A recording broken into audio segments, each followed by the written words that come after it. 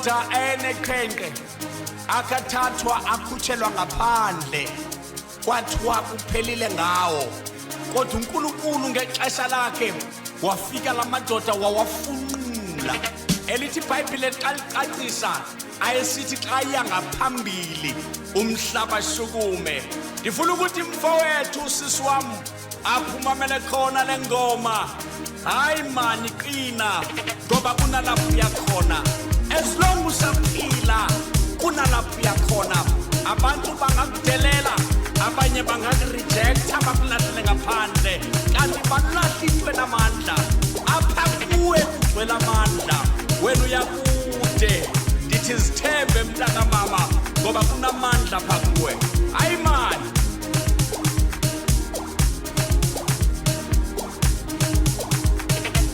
Bulubulu nexesha lakhe, bulubulu nesikhathi sakhe, ngamjahi sakunika izinto. Bulubulu nexesha lakhe, bulubulu nesikhathi sakhe, ngamjahi sakunika. Hayi hle man, ndiyayivuyela le nto uyenzileyo. Man ndiyathemba uba yonke into ubheka phambili kuzaba right. Usuka kude kaloku ushaya iziyobisi usithini yonke loo nto leyo and ukwazile uziphatha.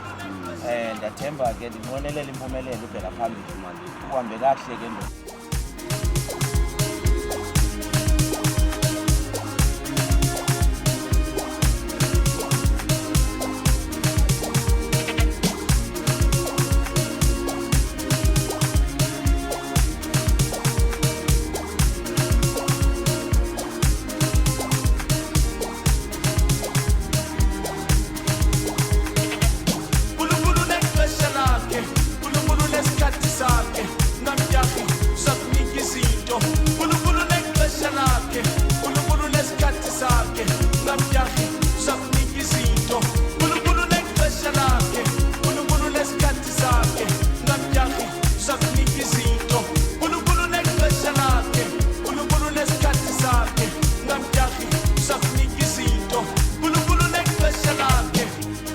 Mamela mzalwane, umamam wabanjwa inhliziyo wasweleka ngenxa yezenzo zam. Ndanditshaya iziyobisi ndiqhekeza ndisiba into zabantu. Umamam wancama kubi ngumuntu wohluleka ngoba bendilithemba empilweni yakhe.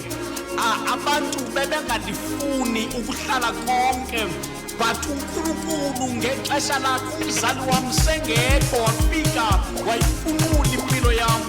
Ubona namhlanje umama umnandi ongikubo angabone. Ndibulela amandla kaThixo alufihlile andibabalo ubunzima ndathi andihambe kubo. uNkulunkulu nawe usoza kukhupha kule nyundululu kuyo ufakwe kuyo umsathana uzothi